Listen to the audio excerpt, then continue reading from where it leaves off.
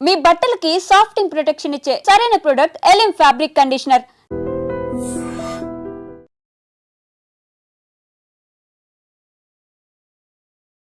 ప్రభుజీ గీతా జయంతి అన్నారు కదా, గీతా జయంతి అంటే ఆ రోజు రచించడం జరిగిందా, చెప్పడం జరిగిందా, ఎందుకు అది గీతా జయంతిగా చెప్పబడింది? పుస్తకం పుట్టినరోజు చూసారా అండి? కేవలం ఒకటే పుస్తకం పుట్టినరోజు ఈ ప్రపంచంలో ఉంటుంది, అది గీత. జయంతి అంటే పుట్టినరోజు చేస్తున్నామంటే ఆ పుస్తకం ఎంత గొప్పదో అర్థం చేసుకోండి. అసలు రచించింది ఎవరు ప్రభుజీ గీతని? కృష్ణుడు చెప్పాడు, వ్యాసుడు రచించాడు. అంటే విన్నది అర్జునుడు కదా. వ్యాస భగవానుడి యొక్క శిష్యుడు సంజయుడు. సంజయుడికి అంటే ఒక బోయవాడి చేతిలో విషపు బాణానికి మరణించాడు అని చెప్పి వింటూ ఉంటాం. అసలు కృష్ణుడు బోయవాడి చేతిలో చనిపోయాడు అనేది అబద్ధం. అబద్ధమా? ఒక విషయం మీకు అడుగుతాను చెప్పండి. ప్రభుజీ, భగవంతుడు ఏదైనా ఆశిస్తాడు అంటే తను సృష్టించిన మనిషి నుంచి తాను ఏమైనా ఆశించడం అనేది జరుగుతుందంటారా? ఆశిస్తాను. ఏం ఆశిస్తాడు ప్రభుజీ?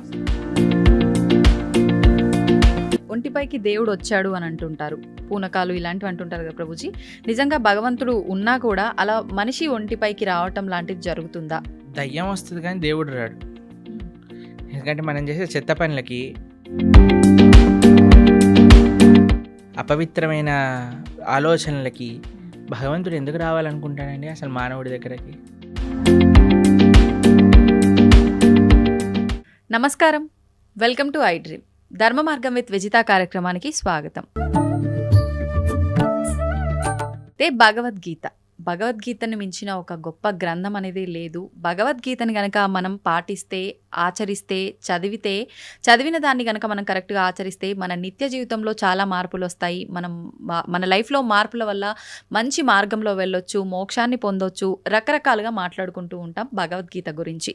అయితే నిజంగా భగవద్గీతలో ఏముంది, భగవద్గీత వల్ల మనం ఏం నేర్చుకోవచ్చు, ఇలాంటి విషయాలు ఇప్పుడు ప్రభుజీతో మాట్లాడి తెలుసుకుందాం. ప్రస్తుతం మనతో పాటు ఉన్నారు ఇస్కాన్ టెంపుల్ నుంచి ప్రణవానంద ప్రభుజీ గారు. ఇప్పుడు వారితో మాట్లాడి మరిన్ని విషయాలు తెలుసుకుందాం. మనకున్న సందేహాలన్నింటినీ కూడా నివృత్తి చేసుకునే ప్రయత్నం చేద్దాం. హరే కృష్ణ ప్రభుజీ. హరే కృష్ణ ప్రభుజీ, కృష్ణుడి విషయానికి వస్తే కృష్ణం వందే జగద్గురు అనే ఒక మాట ఎక్కువగా వినిపిస్తూ ఉంటుంది. అసలు దీన్ని ఏ విధంగా అర్థం చేసుకోవాలంటారు? కృష్ణుడు జగద్గురువులు గీతాచార్యులై అయ్యారు. వేదేశ్చ సర్వేర్ అహమేవ వేద్యో అని అంటారు. భగవంతుడి దగ్గర నుంచి అంత జ్ఞానము కూడా స్వామి దగ్గర నుంచే వస్తుంది. జ్ఞానానందమయం దేవం నిర్మల స్ఫటికాకృతిం ఆధారం సర్వ విద్యానాం హయగ్రీవం ఉపాస్మహే అని అంటారు. భగవంతుడి దగ్గర నుంచే బ్రహ్మగారికి జ్ఞానం వచ్చినది. బ్రహ్మగారు ఆ జ్ఞానాన్ని అందరికీ అందించారు. కాబట్టి అన్ని పరంపరలు కూడా సాక్షాత్తుగా నారాయణ నుంచే ప్రారంభం అవుతాయి. నారాయణ సమారంభం అని అంటామన్నమాట. కాబట్టి మనకి 5000 సంవత్సరాల క్రితం ఎప్పుడైతే కురుక్షేత్ర యుద్ధం జరిగింది, ధర్మక్షేత్రే కురుక్షేత్రే సమవేతాయుత్సవ మామక పాండవాశ్చైవ కిమకర్వత సంజయ. అయితే కృష్ణుడు ఒక యుద్ధ భూమిని ఎందుకు చూస్ చేసుకున్నారు అని కానీ మనం ప్రశ్నిస్తే చూడండి, ఎప్పుడైనా India Pakistan world cup final last ball 2 runs to win ఉన్నప్పుడు ఎవరు ఏ పని చేస్తున్న వాళ్ళైనా సరే, క్రికెట్ ఇష్టం ఉన్న వాళ్ళైనా సరే, లేని వాళ్ళైనా సరే అందరు వచ్చి చూస్తారు ఏమవుతుంది ఇప్పుడు. అవునా కాదా చెప్పండి? అవును ప్రభుజీ, కరెక్ట్. అప్పట్లో ఇండియా పాకిస్తాన్ ఎలా ఉండేదో అప్పుడు కౌరవులు పాండవులు అనమాట. మొత్తం ప్రపంచం అంతా వాళ్ళు ఎంత శక్తివంతం అంటే ఏదో ఒక సైడ్ తీసుకోవాల్సి వచ్చింది అందరికి. ఐదర్ కౌరవుల సైడ్ కానీ పాండవుల సైడ్. మొత్తం అన్ని కెమెరాలు, ఫోకస్ లైట్లు అన్ని కురుక్షేత్రం పైనే ఉందన్నమాట.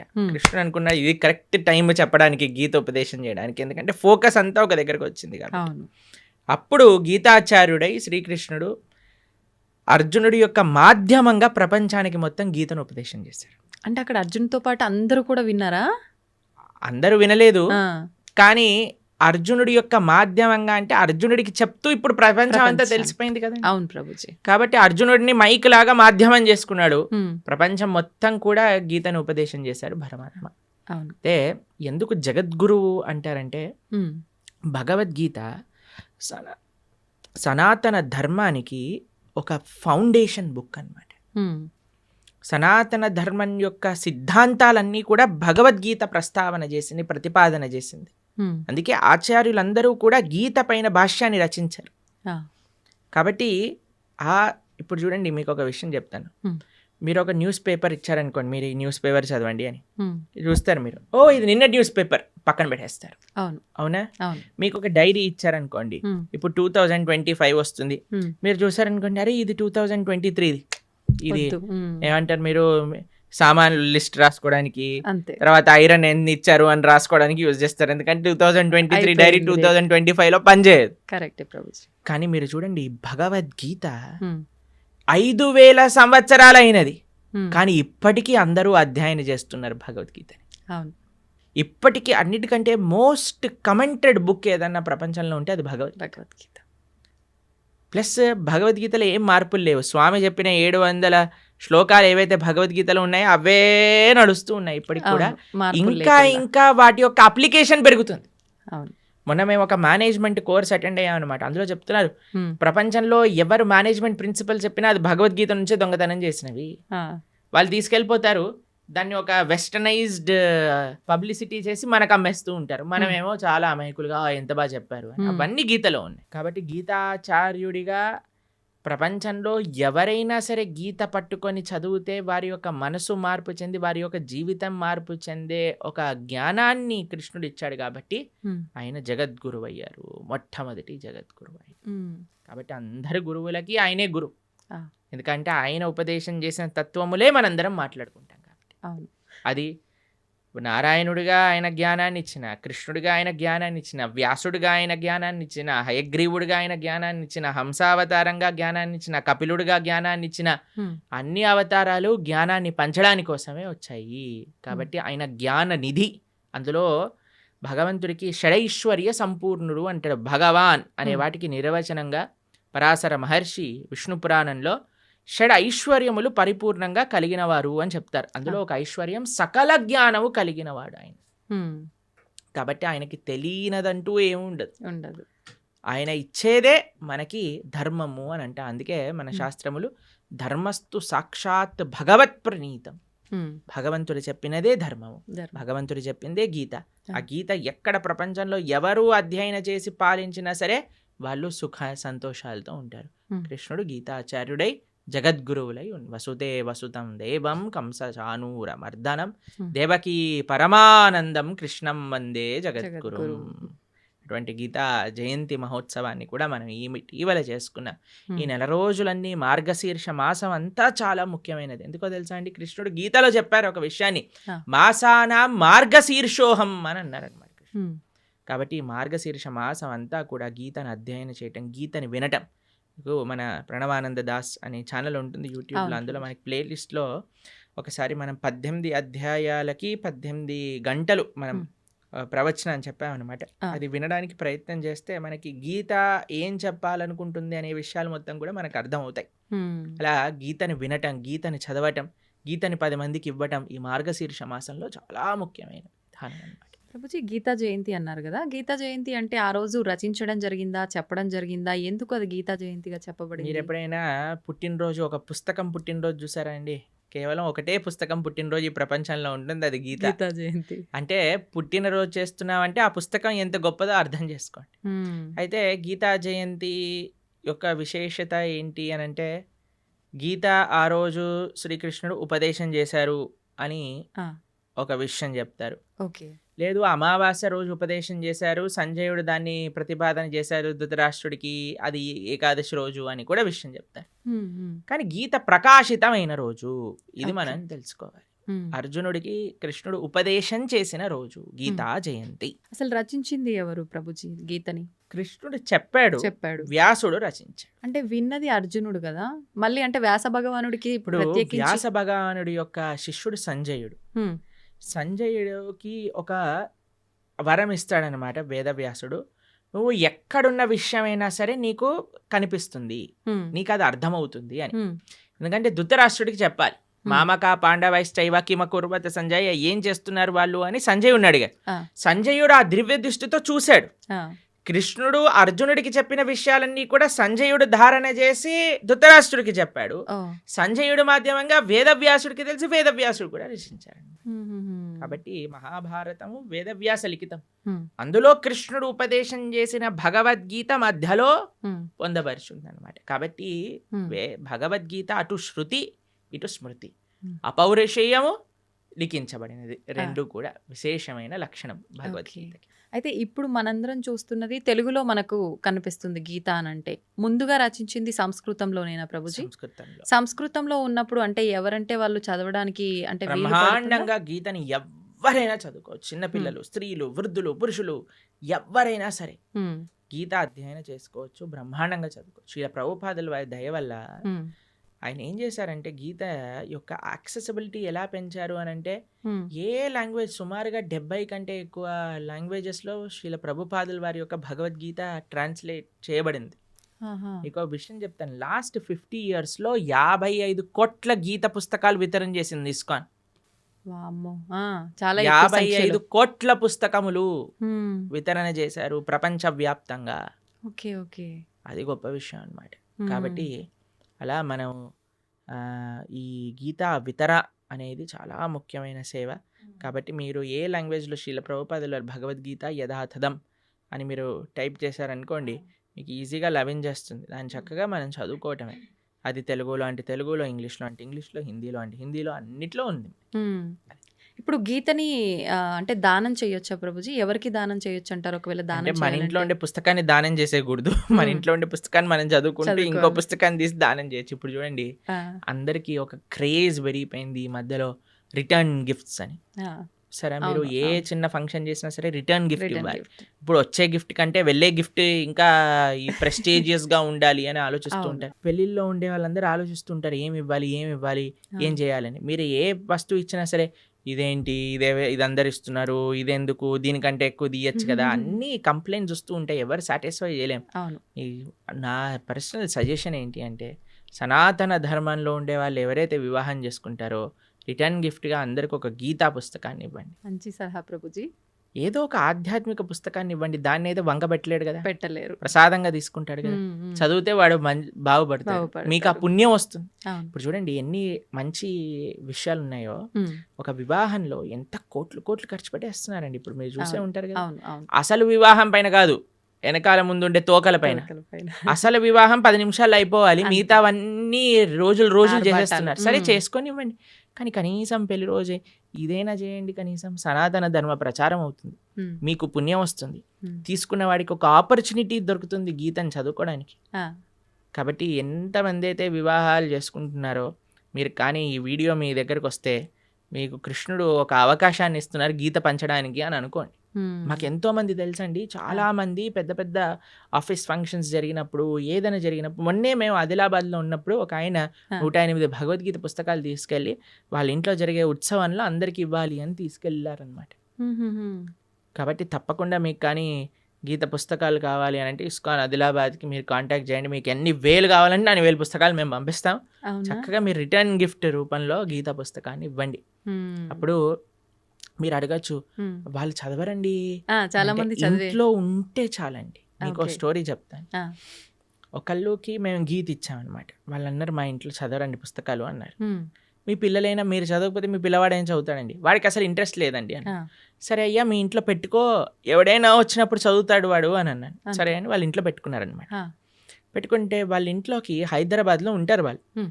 అయితే వాళ్ళ ఇంట్లో ట్రీట్మెంట్ కోసమని వాళ్ళ చుట్టాలు ఎవరో 3 రోజుల కోసం వచ్చారట హైదరాబాద్లో ఓకే. ఉండడానికి. అయితే 3 రోజులకి పాటు ట్రీట్మెంట్, హాస్పిటల్కి వెళ్ళి ఇంటికి రావటం, హాస్పిటల్కి వెళ్ళి ఇంటికి రావటం అలా జరుగుతుంది. వాళ్ళు అనుకున్నారట సాయంత్రం పూట ఏం చేయాలి అని. వాళ్ళకి పుస్తకం షెల్ఫ్లో గీత కనిపించింది. అయితే మేము చెప్పాము ఎవరో ఒకరు చదువుతారు, మీరు అవునవును. ఉంచుకోండి ఇంట్లో అని అన్నాను అంతే. ఆ. వాళ్ళు తీసుకున్నారు, వాళ్ళు చదివారు, ఆ. వాళ్ళకి చాలా నచ్చింది ఆ పుస్తకం. వాళ్ళ ఇంటికి తీసుకెళ్ళిపోయారు. హ్మ్. వాళ్ళు ఉండేది ఎక్కడో మహబూబ్ నగర్ ప్రాంతంలోనే ఎక్కడో. ఆహా. వాళ్ళు గీత చదివి వాళ్ళు భక్తులైపోయారు. ఓహో.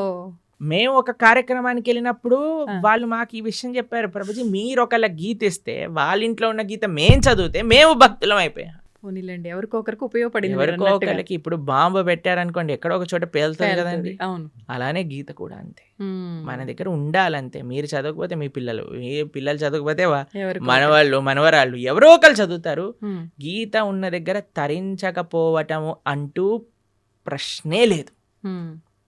గీత ముట్టుకున్నవాడు, చూసినవాడు, దర్శించుకున్నవాడు, ఒక పేజ్ చదివినవాడు, ఒక అక్షరం చదివినవాడు అందరూ తరిస్తారు. దాంట్లో ఎటువంటి డౌటే లేదు. ఏ లాంగ్వేజ్ లో ఉన్నది చదివినా కూడా మనకు ఏ లాంగ్వేజ్ లో ఉన్న గీతా మహాత్యం చెప్తుంది. గీత ఎక్కడైతే ఉంటే అది సాక్షాత్తుగా ప్రయాగ క్షేత్రంతో సమానము. కాబట్టి మన ఇంట్లో మనకి చాలా ముఖ్యం అండి. మనకి మీకు సాంప్రదాయంలో చూస్తే మనం మంగళం అని మంగళహారతి భగవంతుడికి సమర్పణ చేస్తాం. అందులో శాస్త్రాలకు కూడా మనం మంగళహారతి సమర్పణ చేస్తాం అన్నమాట. ఏవైతే వైదికమైన గంధములు మన ఇంట్లో ఉంటాయి.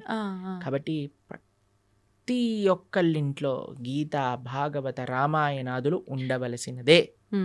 మీరు అనుకోకండి మా ఇంట్లో ఎవరు చదవరు, తెచ్చి పెట్టండి, ఎవరో ఒకరు చదువుతారు. పూజ రూమ్ లో పెట్టి ఉంచొచ్చా ప్రభుజీ? పూజ రూమ్ లో పెట్టేసి మంచిగా వాటికి అన్ని క్లాత్ కట్టేసేసి లోపల పెట్టేసి దండలేసేసి పుష్పాలు, పూలు, పసుపు చదవాలన్నా సరే ఆ మూట తీయటం కూడా పలకన్నా సరే వద్దులే బాబు అన్నట్టుగా ఉండకూడదు. యాక్సెసిబుల్ గా ఉండాలి ఎవడైనా చదువుకోవాలన్నప్పుడు. అవును. కాబట్టి పూజ చేసేయమనండి అంటే ఇప్పుడు అందరూ మొన్న గీతా జయంతి రోజు ప్రవచనం చెప్తున్నాం అనమాట. ఏమన్నా మీ అందరికీ ఇప్పుడు భగవద్గీత ఆరాధన ఎలా చేయాలో చెప్తాను, అందరు ఫస్ట్ ఆచమనం చేయండి అనగానే అందరు పుస్తకాలు తీసుకొని రాసుకుంటున్నారనమాట. ఫస్ట్ ఆచమనం చేయాలి, దాని తర్వాత మీ కుడి చేత్తో గీత తీసుకోండి, కుడి చేత్తో గీత తీసుకోండి, ఎడం చేత్తో పట్టుకోండి, దాన్ని ఓపెన్ చేయండి, చదవటం ప్రారంభించండి, ఇదే ఆరాధన అంటే ఇదే ఆరాధన, మేము ఇంకేదైనా చెప్తారు అనుకున్నాం ప్రభుజీ గారు, ఏం పుష్పాలు తేవాలి, ఏం అభిషేకాలు చేయాలి అని. కాబట్టి అంటే భగవంతుడి ఫోటోకు ఆరాధన చేసినట్టు చేయాలనుకున్నారు. ఒక్కొక్క విధానం ఒక్కొక్క వస్తువుకి ఒక్కొక్క రకంగా ఆరాధన చేస్తాం. గ్రంథాలకి ఆరాధన ఎలా చేస్తాము అని అంటే అధ్యయనం చేయటమే ఆరాధన, అది చదవటమే ఆరాధన. ఓకే. కాబట్టి ఏదో మనం ఆరతులు తిప్పేసామా అది ఇది కాదండి. మెయిన్ మనం చదవాలి పుస్తకాన్ని, గీతను, భాగవతాన్ని, వీటన్నిటిని అధ్యయనం చేయటమే ముఖ్యం. ఇప్పుడు చదవాలన్నప్పుడు చాలా మందికి మాంసాహారం తినే అలవాటు ఉంటుంది కదా ప్రభుజీ. మాంసాహారం తిన్న తర్వాత చదవాలనుకుంటే చదవచ్చా? ఫస్ట్ మాంసాహారం మానేయండి అందరూ. మానలేము అనుకుంటే తప్పదు. అలా ఎందుకు అనుకుంటారు మానలేము అని? మనం జీవహింస చేయటం మానలేము అని అంటే ఎలా అంటే చెప్పండి. ఇప్పుడు టెర్రరిస్ట్ అన్నాడు అనుకోండి, నేను జనాల్ని చంపటం మానలేను అని అంటారా? అప్పుడు మీరేమంటారా? పర్వాలేదు నాన్న, నువ్వు నీకు అనిపించట్లేదు కదా చంపేసే అని అంటామా మనం? అనలేము. చెప్పండి, అంటారా మీరు? అనలేము. లేదండి మాకు చంపాలనే ప్రాణం ఉంది అంటే కంటిన్యూ అంటావా? కాను కదా. కాబట్టి మనం ఫస్ట్ నాన్ వెజ్ ఆపేసేయండి, ధార్మికంగా ఉండండి. లేదండి మేము ఎంత చెప్పినా మేము మారము అన్న వాళ్ళు పర్వాలేదు, గీత చదవటం ప్రారంభం చేయండి, ఆ గీత యొక్క అనుగ్రహం చేత మానేస్తాం. ఓకే. కాబట్టి మీకు ఒక విషయం చెప్తాను, ఎందుకు మానేయమంటున్నావు అంటే ఇప్పుడు గీత చదివినప్పుడు అది వంటికి ఎక్కాలి కూడా కదండి. అవును. ఇప్పుడు డాక్టర్ గారి దగ్గరికి వెళ్తారు, డాక్టర్ గారి దగ్గరికి వెళ్ళినప్పుడు డాక్టర్ ఏం చేస్తారు, మీకు ఈ మెడిసిన్ వేసుకోండి అని ఇస్తారు. దాంతోపాటు ఇవి తినకూడదు అని ఒక లిస్ట్ ఇస్తారు మరి. అవును ప్రభుజీ. డాక్టర్ ఏమంటాడంటే ఇవి తినటం ఆపేస్తేనే నీకు ఈ మెడిసిన్ పనిచేస్తుంది. అవునా కదా చెప్పండి. ఇప్పుడు మీరు నాకు అడిగారు అనుకోండి, ప్రభుజీ మెడిసిన్ మెయినా ఇవి ఆపేయటం మెయినా అని నేను మిమ్మల్ని అడిగాడు అనుకోండి, మీరు ఏం చెప్తారండి? మెడిసినే మెయిన్ అని చెప్తా నేను. మెడిసినే మెయినా, ఆపటం మెయిన్ కాదు కదా. కాదు, దాని బదులు ఇంకో ఫుడ్ తినొచ్చు, కానీ మెడిసిన్ ఆపితే అది తగ్గదు కదా ప్రభుజీ. నేను అడిగే ప్రశ్న ఏంటి అంటే, ఇప్పుడు ఈ మెడిసిన్ మెయిన్ అనుకున్నాం అనుకోండి, ఈ మెడిసిన్ వేసుకుంటూ డాక్టర్ తినద్దు అన్న విషయాలు కూడా తింటూ ఉన్నాం అనుకోండి, మనకి మెడిసిన్ శరీరం పైన పనిచేస్తుందా? పనిచేయదు. రెండు మెయినే కదా. ఎంత మెడిసిన్ మెయినో అంతే పథ్యం కూడా మెయిన్. అవునా కదా. అలానే ఎంత మనం గీత చదవటం ముఖ్యమో అంతగా ఏవైతే గీత వద్దు అని అంటుందో వాటిని దూరంగా పెట్టడం కూడా ముఖ్యమే. మనం ఎప్పుడైతే మాంసాహారం, మద్యం, మాదక ద్రవ్యాలు, జూదం ఇవ్వ ఆపటం వల్ల ఏమవుతుంది అంటే మెడిసిన్ ఏదైతే మనం తీసుకుంటున్నా, గీత అధ్యయనం చేస్తున్నామో, జపం చేస్తున్నామో, పూజ చేస్తున్నామో, ఆరాధన చేస్తున్నామో అది మనకి వంటికి ఎక్కుతుంది. మనకి ఏంటి తత్వము అని అర్థం అవుతుంది, లేకపోతే అర్థం కాదు. ఎందుకంటే ఈ డీపర్ స్పిరిచువల్ సైన్సెస్ అర్థం చేసుకోవాలంటే మనం సత్వగుణంలోకి రావాలి. సత్వగుణం అంటే ఎటువంటి జీవహింస, ప్రాణిహింస, స్వయం హింస. ఇప్పుడు చూడండి, మాంసాహారం తినడం అంటే వేరే వాడిని హింసించటం. మాదక ద్రవ్యాలు, సిగరెట్, మందు. ఇప్పుడు చూడండి, ఈ శాస్త్రం వరకు చెప్పాల్సిన అవసరం లేదండి, సిగరెట్ డబ్బా పైనే చూపిస్తుంది స్మోకింగ్ కాజెస్ క్యాన్సర్. మీరు సినిమాలలో ఒక చిన్న వాడు మందు బాటిల్ చూపించాడంటే పక్కన smoking and drinking is dangerous to health అని అంటారు. అవును ప్రభుజీ. ఒకటి మీరు వేరే వాళ్ళనైనా హింసిస్తున్నారు, మీ శరీరాన్ని మీరు స్వయంగానే హింస పెట్టుకుంటున్నారు. ఎక్కడైతే హింస ఉన్నదో అక్కడ ధర్మం ఉండలేదు. మొన్న మేము ఒక విషయంలో చెప్తున్నాం అనమాట. హిందూ అంటే అర్థమే హింసకి ఎంతో దూరంగా ఉండేవాడే హిందువు. అది హిందూ యొక్క అర్థం. Okay okay. కాబట్టి మాంసాహారం తిని గీత చదవచ్చా అని అంటే ఫస్ట్ మాంసాహారం మంజేయండి. ఇప్పుడు ధనుర్మాసం వస్తుంది, తర్వాత కొత్త సంవత్సరం వస్తుంది, ఒక సంకల్పం తీసుకోండి. ఎవరైనా అంటారండి మేము తినకపోతే చచ్చిపోతామని? అలాంటి వాళ్ళు ఎవరైనా ఉంటారా అండి? లేదు కదా. అది ఏమి నేను ఇప్పుడు ఊపిరి పీల్చుకుపోతే చచ్చిపోతాను అని అంటే ఓకే పర్వాలేదయ్యా ఊపిరి పీల్చుకో అని చెప్తాను. నీళ్ళు తాగకపోతే చచ్చిపోతాము, సరే పర్వాలేదు, అది కూడా ఒప్పుకుంటే. నేను వేరే ప్రాణిని చంపి తినకపోతే చచ్చిపోతాను అనేవాడు ఉంటాడా అండి ఎవరైనా? లేరు కదా. కాబట్టి అది నీ ప్రాణం పైకి రావట్లేదు, కాబట్టి వేరే వాళ్ళ ప్రాణం తీయకు. కాబట్టి మనం ఒక సంకల్పం తీసుకుందాం, మంచిగా ధార్మికంగా ఉండడానికి ప్రయత్నం చేద్దాం. ఎందుకు మీకు ఈ విషయాలు చెప్తున్నానంటే, ఒకళ్ళు ఇటీవల మాకు చెప్పారు, ఒక కంపెనీలో పనిచేసే 250 మంది ఎంప్లాయీస్ మన వీడియోస్ వల్ల మాంసాహారాన్ని మానేసిన వాళ్ళు ఉన్నారు. కాబట్టి అందుకేసమే మనం మళ్ళీ చెప్తున్నాం, ఎందుకంటే జనాలకు పాపం తెలియదు. ఇప్పుడు ఉండే ప్రవచనకర్తలు కూడా ఎలా తయారయ్యారంటే, ఏం తిన్నా పర్వాలేదు, మీరేం చేసినా పర్వాలేదు, అన్నీ వీటికి వాటికి సంబంధం లేదు, అది ఇది అంటున్నారు.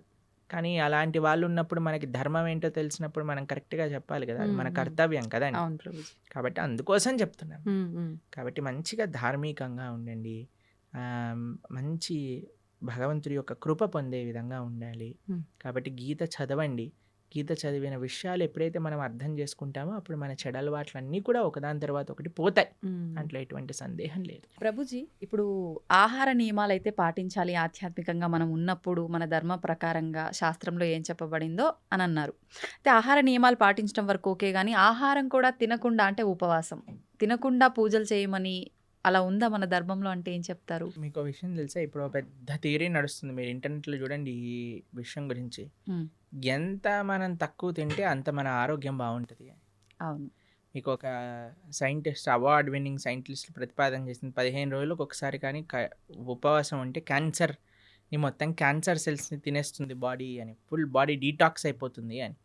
15 రోజులకు ఒకసారి వచ్చేది ఏకాదశి. మనం ఏకాదశి ఉపవాసం ఉండండి రా అంటే దేవుడు అలా ఉండమన్నాడా, ఇది చేయమన్నాడా అని అంటారు. కానీ వెస్టర్న్ సైంటిస్ట్ వచ్చి do this fasting and you will be cancer cells will be gone అనగానే ఓ వా అని అంటారు మన వాళ్ళు. అది మన దగ్గర ఉండే ఒక మూర్ఖత్వం అంటారు చూడండి, అమాయకత్వము, అజ్ఞానము అని అనొచ్చు మనం. కాబట్టి మన శాస్త్రం ఏదైతే చెప్తుందో అది జాగ్రత్తగా ఆచరించటం వల్ల మనకు తెలుస్తుంది. ప్రతిదీ ప్రశ్నించాల్సిన అవసరం లేదండి. మనం ఏం చేయాలంటే ఫస్ట్ ఆచరించాలి. ఇప్పుడు మీకు స్కూల్లో అడ్మిషన్ ఇచ్చారనుకోండి, యూనిఫామ్ వేసుకోండి, సాక్స్ ఈ కలర్లో ఉండాలి, షూస్ ఇలా ఉండాలి, పాలిష్ చేసుకొని రావాలి, హెయిర్ స్టైల్ ఇలా ఉండాలి, ఆడపిల్లలు అయితే జడ వేసుకొని రావాలి అని చెప్తారు. ఎందుకు జడ వేసుకోవాలి, ఎందుకు యూనిఫామ్ వేసుకోవాలి, ఎందుకు షూ పాలిష్ చేసుకోవాలి, ఇవన్నీ అడగం. చెప్పింది చేస్తాం.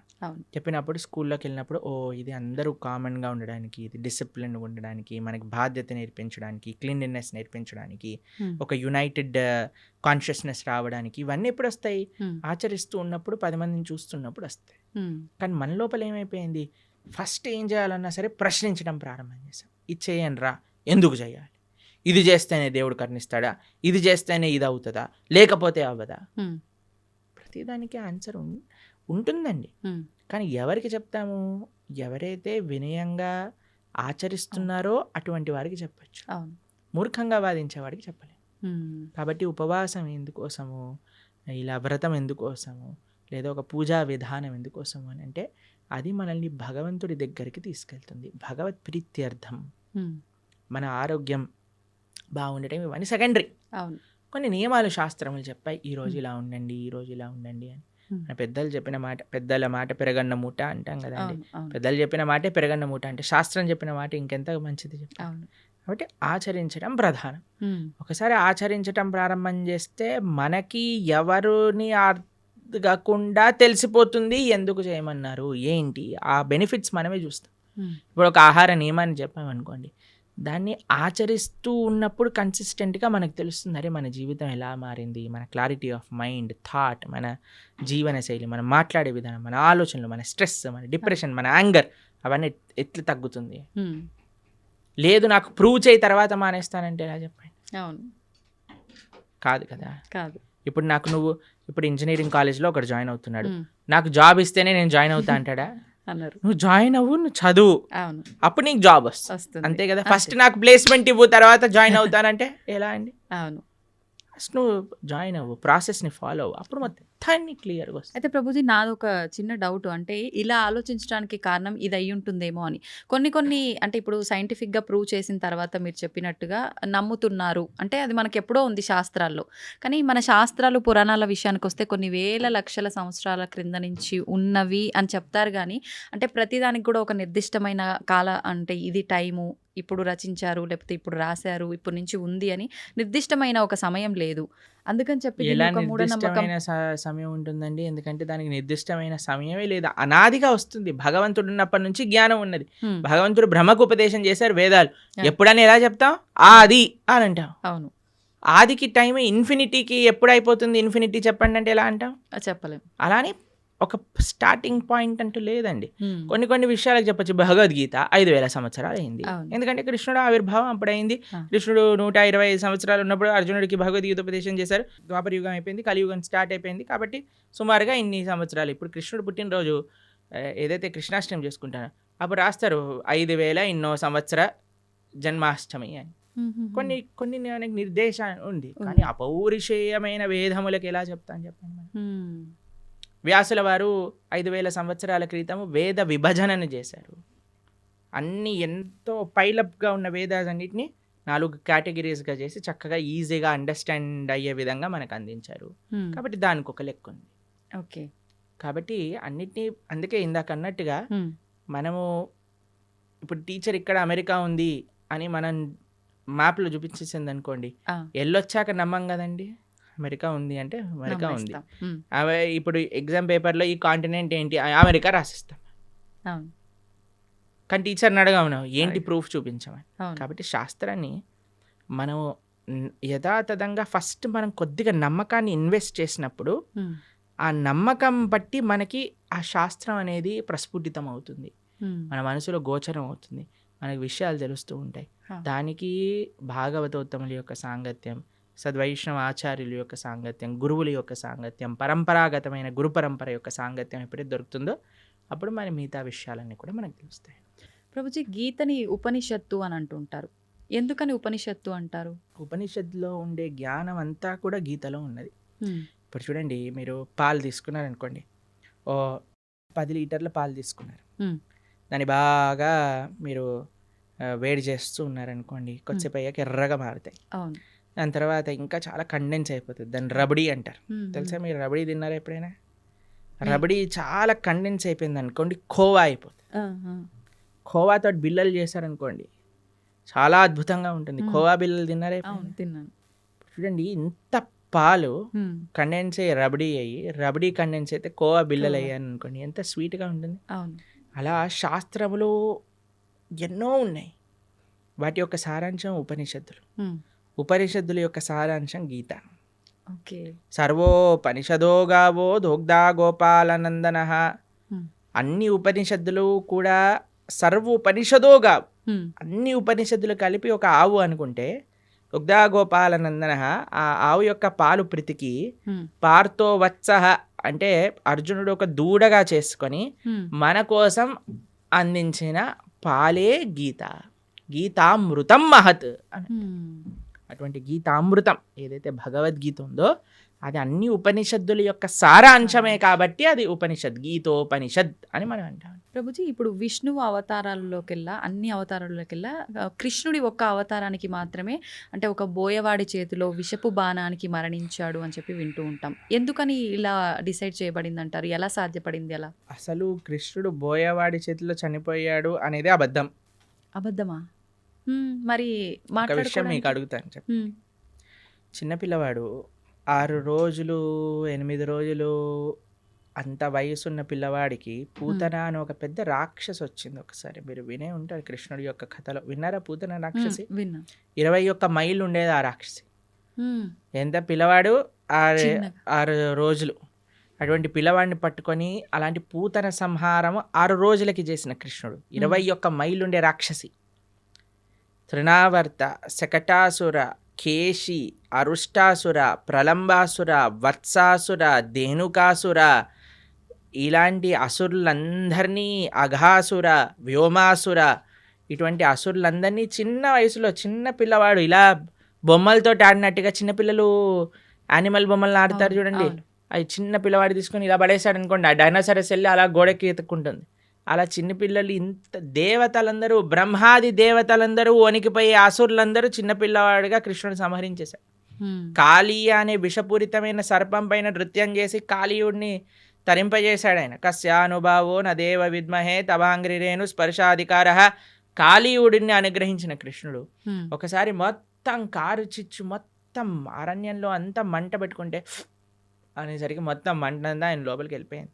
గోవర్ధనగిరి 21 మైలు ఇప్పుడు మనం చూస్తున్నాం. బృందావనంలో ఆనాటికి ఎంతో ఉండేది. గోవర్ధనుడికి ఒక శాపం ఉంది, రోజు ఆవగిందంతా తక్కువైపోతావు అని. అందుకోసం ఇప్పుడు చూస్తే కృషించిపోయింది. కానీ కృష్ణుడు ఉన్నప్పుడు ఇంకా మహిమాన్వితంగా ఉండేది. అటువంటి పర్వతాన్ని 7 రోజులు 7 రాత్రులు చిటికని వేలిపైన, ఎడమ చేతి చిటికని వేలిపైన పట్టుకున్న కృష్ణుడు ప్రవాసన అనే ఒక పర్వతం ఉండేదండి. ఒక పెద్ద మౌంటైన్ పై నుంచి లాంగ్ జంప్ చేస్తాడు ఆయన. లాంగ్ జంప్ చేసినప్పుడు సేఫ్ ల్యాండింగ్ అవుతుంది ఆయనకి. మీకు ఇంకో విషయం చెప్తాను. యమలోకానికి వెళ్ళి వాళ్ళ గురువు గారి యొక్క శిష్యుని పట్టుకొని వస్తాడు కృష్ణుడు. అటువంటి శిష్యుడికి ఎప్పుడైతే కృష్ణుడు వెళ్ళి యమలోకంలో శంఖం పూరించాడో, యమధర్మరాజు పరిగెత్తుకుంటూ వచ్చి, అయ్యా నీకేం కావాలో చెప్పు అనగానే, మా గురువు గారి శిష్యుని వదిలేసి అనగానే తీసుకొచ్చి, అయ్యా తీసుకోండి, నువ్వే ప్రపంచానికి సొత్తు, నువ్వేం కావాలన్నా ఇస్తాను అని యమధర్మరాజు ఇచ్చేసి. అటువంటి కృష్ణుడికి ఒక బోయవాడు బాణాన్ని పాదాలకు మీరు ఒకసారి ఆలోచన చేయండి. ఒక పాదానికి, ఒక ఫీట్కి ఎవరికైనా బుల్లెట్ తగిలింది అనుకోండి, చనిపోతాడా? చనిపోరు. కాకపోతే కాలు మన సీరియళ్లలో పాయింట్ బ్లాక్ లో బుల్లెట్ పోయినా సరే వాడు నెక్స్ట్ మినిట్ వాళ్ళ భార్య ప్రార్థన చేయగానే లేచి నించుంటాడు. అలాంటిది పరమాత్మ, భగవంతుడైన శ్రీకృష్ణ పరమాత్మ కాలికి ఒక బాణం తలిగితే చనిపోతారు అని అంటే ఎలా మనం నమ్మగలుగుతాం చెప్పండి? ఎటువంటి స్వామి. మీకు ఒక విషయం చెప్తాను, అందుకే శాస్త్రాన్ని చదవాలి. ఇన్స్టాగ్రామ్ రీళ్ళు అవి ఇవి చూడకూడదు. భాగవతం ఏం చెప్తుంది అంటే, కృష్ణుడు అలా ఒక పెద్ద చెట్టు కింద శంఖచక్ర గదా పద్మములతో ఇలా విశ్రమించి ఉన్నాడు. దూరం నుంచి ఒక బోయవాడు చూశాడు కృష్ణుడిని. కృష్ణుడి యొక్క పాదము ఆయనకి ఒక జింక చెవిలా కనిపించింది అన్నమాట. అయితే దూరం నుంచి ఆయన బాణం వేశాడు. ఆ బాణం వచ్చి కృష్ణుడికి తలిగింది.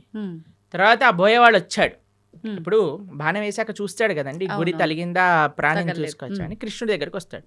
ఓ కృష్ణ పరమాత్మ సాక్షాత్తుగా కృష్ణుడు అని దర్శిస్తాడు. 3 ప్రదక్షిణలు చేస్తాడు కృష్ణుడికి. కృష్ణుడు అంటే, అయ్యా నీకు మోక్షాన్ని ఇచ్చేస్తున్నాను అని, నువ్వు నా విరమణ చేసే నేను లీలలో, నా అంతర్ధానం అయ్యే లీలలో నువ్వు కూడా నీ యొక్క కాంట్రిబ్యూషన్ ఇచ్చావు కాబట్టి నీకు మోక్షాన్ని షూట్ చేసిన వాడేమో మోక్షానికి ఇచ్చేసాడు ఆయన, ఈయనేమో శరీరాన్ని విడిచిపెట్టేశారంటే ఎంత విచిత్రం చూడండి. దాని తర్వాత ఏదో ఆ బాణం అలానే ఉంది. స్వామి అన్నీ ఇంకా అవతార పరిసమాప్తి చెయ్యాలి అని అనుకునే సమయంలో దేవతలందరూ, వారి కోసం కదండి కృష్ణుడు ఆవిర్భవించింది, అందరు దేవతలు వచ్చి పైనుంచి పుష్పవృష్టి కురిపిస్తున్నారనమాట. తండ్రి నా కోసం నువ్వు అవతరించావు, కృతజ్ఞతలు కృతజ్ఞతలు అని అందరూ కృష్ణుని స్తోత్రం చేస్తుంటే, కృష్ణో స్వదాగోపకతే ధర్మ జ్ఞానాభి సహ, కృష్ణుడు శరీరాన్ని వదిలేసి ఇక్కడ ఏదో తర్వాత ఆయన ఆత్మ పైకి వెళ్ళిపోయింది అలాంటిది ఏం ఉండదండి. ఆయన స్వయంగా శరీరం పూర్తి శ్రీకృష్ణ పరమాత్మ, ఆయనకి ఆత్మ వేరు శరీరం వేరు కాదండి. కృష్ణుడు మనలాగా జీవుడు పంచభౌతికమైన దేహం కాదండి. జన్మ కర్మచ మే దివ్యం. ఆయన జన్మ దివ్యం, ఆయన కర్మ దివ్యం, ఆయన శరీరం దివ్యం. ఆయన ఎలా అయితే ఆ చెట్టు కింద కూర్చున్నారో అలానే శరీరంగా ఆయన యొక్క ధామానికి చేరుకున్నారు కృష్ణ పరమాత్మ. ఎప్పుడు ఆయన అవతార పరిసమాప్తి చెయ్యాలి ఆయన ఆ సంకల్పం చేసేసుకున్నప్పుడు. కాబట్టి ఆ బోయవాడి చేతితో చనిపోయాడు అనేది పెద్ద అబద్ధం. ఇప్పుడు ఇక్కడ అంటే ఈయనకు మోక్షం కల్పించడం కోసమే ఆ బాణం తగలడమా ప్రభుజీ, లేదంటే రాముడు వాలిని చెట్టు చాటు నుంచి చంపటము ఇదంతా? ఎందుకంటే వాలి చనిపోయే ముందు రాముడికి క్షమాపణ అడిగి అయ్యా నువ్వు చేసింది ధర్మమే అని వాళ్ళ కుమారుడిని రాముడికి సరెండర్ చేయించి వెళ్ళిపోతాడు. కాబట్టి భగవంతుడికి మనలాగా every action as equal and opposite reaction లాంటి ఉండదు. స్వామి దగ్గర పనిచేయవండి. ఓకే, కానీ ప్రతి స్వామికి ఒక్కరు కర్మ ఉండదు. అదే అదే ఉదాహరణగా అంటున్నా కదా, తీసుకుంటారు. మనకి మనం WhatsApp university, Instagram college, Facebook tuitions ఇవన్నీ తీసుకుంటాం కాబట్టి మనం ఇలా తయారయ్యాం. కానీ శాస్త్రంగా అర్థం చేసుకోవాలి మనం. కావున కృష్ణుడికి భగవంతుడికి పుట్టుక ఉండదు, భగవంతుడికి మరణం ఉండదు. ప్రభుజీ, ఇప్పుడు మనకున్న 4 యుగాల్లో ప్రస్తుతం కలియుగంలో ఉన్నాము. అయితే కలి ప్రభావం వల్ల రకరకాల పాపాలు పెరిగిపోతున్నాయి. అది కలి ధర్మం అంటుంటారు. మరి ఈ కలియుగంలో మన అంటే తప్పు ఒప్పులని, మన కర్మలని తప్పించుకునే శక్తి మనకు ఉందంటారా? కలో దోష నిదేరాజన్ అస్తి ఏకోన్ మహాన్ గుణాన్ కీర్తనాదేవ కృష్ణస్య ముక్త సంగపరం రజేత్ అని మన శాస్త్రం చెప్తుంది. కలియుగంలో మీరు చెప్పినట్టుగా దోషాల నిధి. ఇంకా మీకు విషయం చెప్పినా అండి, కలియుగం స్టార్టే అవ్వలేదు. ఇది ఇంకా యుగ సంధి కాలము అని అంటారు. మొట్టమొదటి 5,000 సంవత్సరములు, 5,000 సంవత్సరములు, 6,000 సంవత్సరాలు అలా చేంజ్ అన్నమాట. బ్రిడ్జ్ టైం ఇది. అంటే ద్వాపర యుగానికి కలియుగానికి బ్రిడ్జింగ్ టైం ఇది. మార్గం అనుకోవాలా అంటే ప్రభుజీ? పూర్తి కలియుగం ఆరంభం అవ్వలేదు ఇంకా. అవ్వలేదు. ఓకే.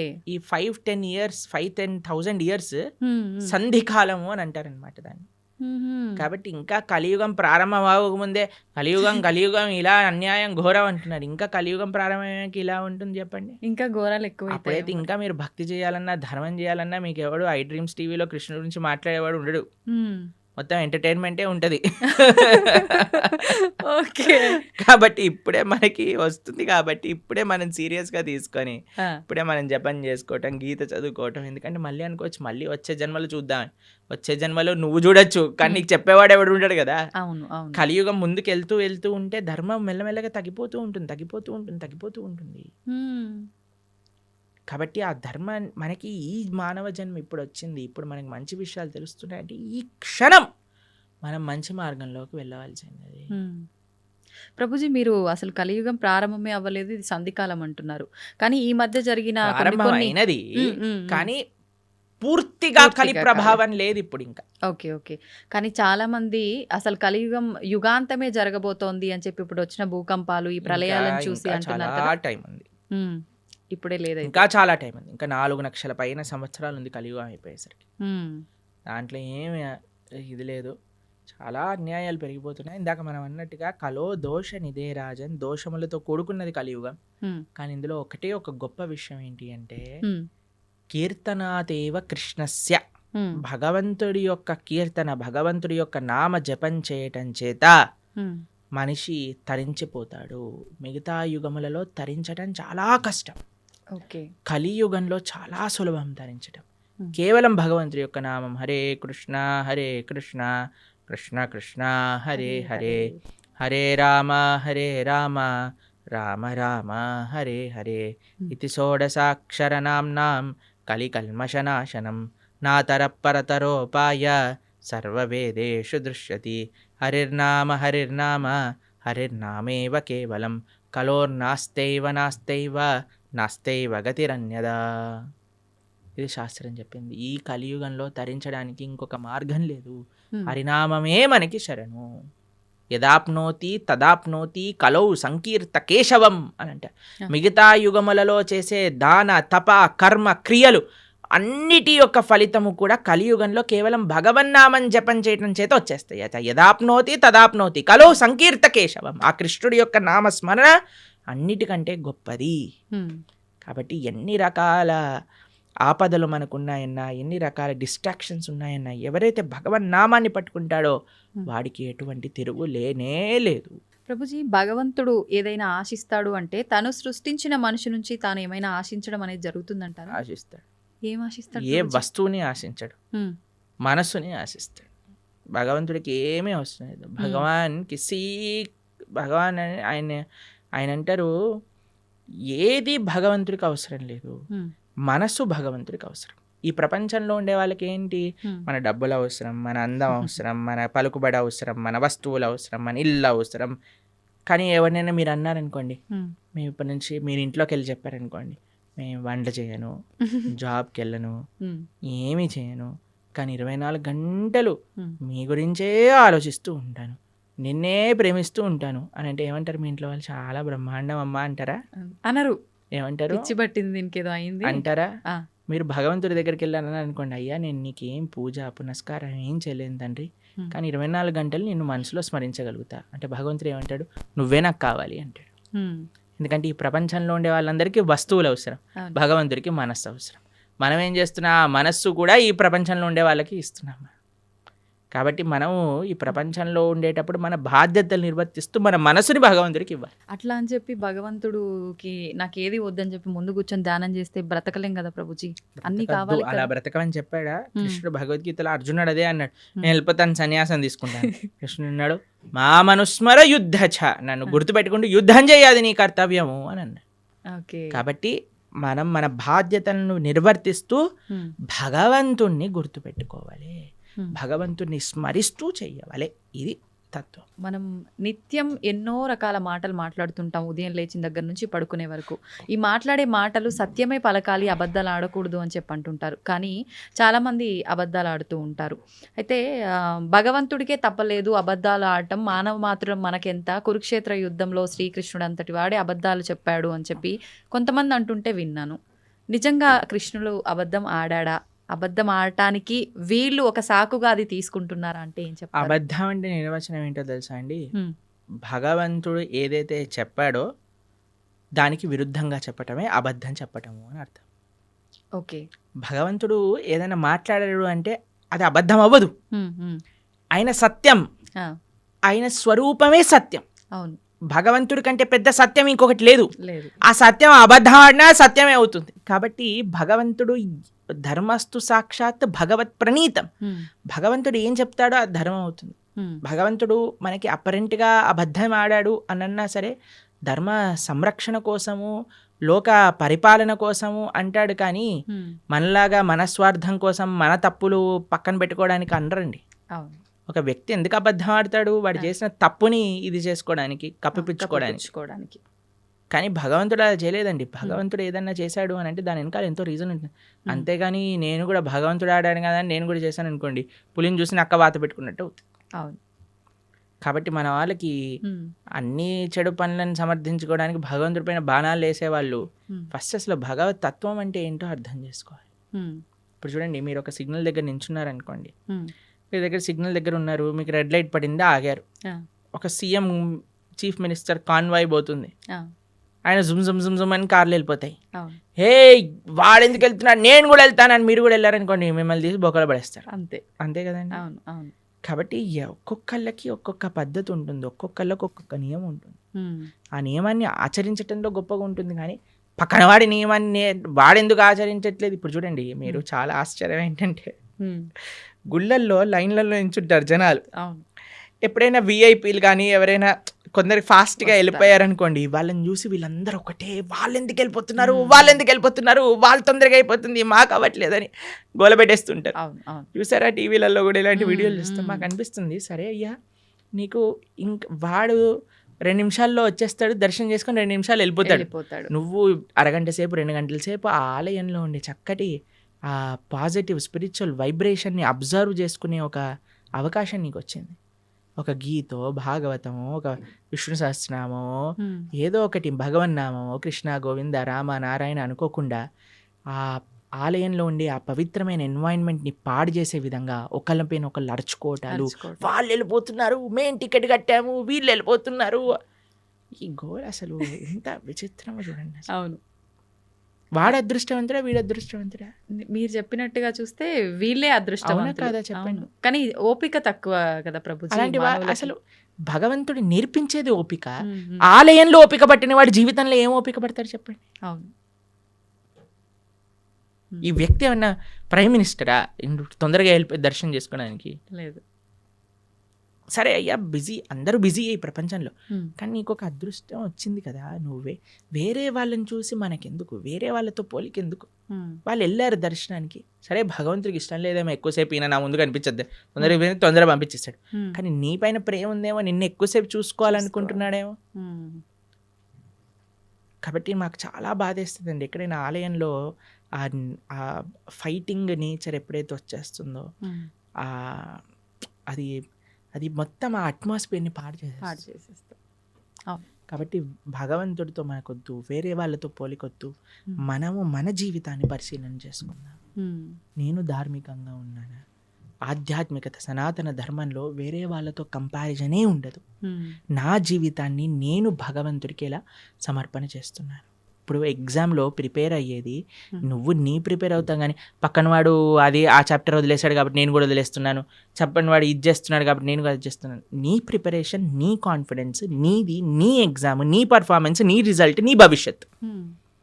అలానే ధర్మానికి వచ్చేసరికి నేను భగవంతుడికి ఆన్సరబుల్. ఒకరోజు భగవంతుడి ముందు నించున్నప్పుడు నేను చెప్పాలి సమాధానం. ఎంత అబద్ధం ఆడకుండా నేనున్నాను, ధర్మాన్ని ఆచరిస్తూ నేనున్నాను, శౌచం నేను పాటించాను. Krishna, you are not answerable to anybody in this world except God. ఇది గుర్తుపెట్టుకున్నాం అనుకోండి, వేరే వాళ్ళని మనం ఏమనం, ప్రశాంతంగా మన జీవితాన్ని చక్కగా మన మంచి భక్తి మార్గంలో ఉండగలుగుతాం. నిజంగా ప్రతి ఒక్కరూ అంటే ఇంత జ్ఞానంతో ఆలోచిస్తే తప్ప ఆ వెయిట్ చేస్తున్నాము అనేది భగవంతుడు నిజంగా మీరు చెప్పినట్టు ఎక్కువసేపు నన్ను అలా భగవంతుడు ఉంచాలనుకున్నాడేమో, నాతో అలా పలికించాలనుకున్నాడేమో నామస్మరణ అనే ఆలోచన చేస్తే గనక మనకు నచ్చే వాళ్ళని హే ఎల్లకెళ్ళకెళ్ళ కూర్చో అంటాం కదా. అవును, అలానే భగవంతుడి దగ్గర కూడా కదండి. భావన అండి, మనసులో ఏదైనా భావన ప్రధానం. భావన మంచిగా ఉన్న వాడికి జీవితం అంతా బాగా కనిపిస్తుంది. ఆ భావన లేనివాడు జీవితంలో ఎక్కడ చూసినా సరే వాడు తప్పునే ఎత్తుకుతాడు. అవును. కాబట్టి భగవద్గీత చదవటం వల్ల ఏమవుతుంది అంటే మన భావన శుద్ధీకరణ జరుగుతుంది. వీ కెన్ థింక్ పాజిటివ్లీ, జీవితాన్ని ఒక కరెక్ట్ పర్స్పెక్టివ్లో మనం చూడగలుగుతాం. ప్రభుజీ, దేవుడు ఉన్నాడు అంటే దయ్యం ఉంది అని అంటారు. నిజంగా దయ్యాలు ఉన్నాయా? ఒంటిపైకి దేవుడు వచ్చాడు అని అంటుంటారు, పూనకాలు ఇలాంటివి అంటుంటారు కదా ప్రభుజీ. నిజంగా భగవంతుడు ఉన్నా కూడా అలా మనిషి ఒంటిపైకి రావటం లాంటిది జరుగుతుందా? దయ్యం నిజంగా దేవుడు ఉన్నాడు కాబట్టి దయ్యం కూడా ఉంది నమ్మాలా, లేదంటే మూఢనమ్మకమా? దయ్యం వస్తుంది కానీ దేవుడు రాడు. ఎందుకంటే మనం చేసే చెత్త పనులకి, మన శరీరంలో ఉండే ఆ అపవిత్రమైన ఆలోచనలకి భగవంతుడు ఎందుకు రావాలనుకుంటాడండి అసలు మానవుడి దగ్గరకి? అంటే మన ఆచరణ గొప్పదా, మన మాట గొప్పదా, మన సాధన గొప్పదా? మన దగ్గరికి ఎందుకు రావాలనుకుంటాడు చెప్పండి పరమాత్మ? భగవంతుడు రావాలి అనుకుంటే ఆయన శ్రీ విగ్రహ రూపంలో మాట్లాడతారు, లేదా తన యొక్క భక్తుల మాధ్యమంగా మాట్లాడతారు. అంతేకాని భగవంతుడు వచ్చేసి అని ఊగేసి ఏవేవో చేసేసి ఇవంతా ఏంటంటే ఒక భావన, ఒక ట్రాన్స్, నాకు ఇది వచ్చేసింది అని అనుకుంటున్నారు. కాబట్టి చాలా మంది అడుగుతారు, ప్రభుజీ అది నిజమా అబద్ధమా? వాళ్ళకి నిజం, నీకు అబద్ధం. వాళ్ళకి నిజం, మనకు అబద్ధం. ఓకే, ఎందుకంటే వాళ్ళు అలా నమ్ముతున్నారు నాకు వచ్చింది అని, కాబట్టి వాళ్ళకి నిజమే. ఓకే, నీకు నిజమా? కాదు, మనకు అబద్ధం. ఎందుకంటే దేవుడు రాడు, దేవుడు మనిషి పైకి రానే రాడు. He has many other better positions to come. Okay, కాబట్టి ఎవరికైతే మాకు దేవుడు వచ్చేసాడు అని అంటారో జస్ట్ మీకు నిజం అండి, యూఆర్ నాట్ డినయింగ్ ఇట్. నీకు నిజం, ఎందుకంటే నీ మానసిక స్థితి అలా నీకు చెప్తుంది. కానీ వేరే వాళ్ళు నమ్మవలసిన అవసరం లేదు. మరి దయ్యం పరిస్థితి ప్రభుజీ? దయ్యం వస్తుంది ఎందుకంటే చేసేవన్నీ రాక్షస పనులు కదా.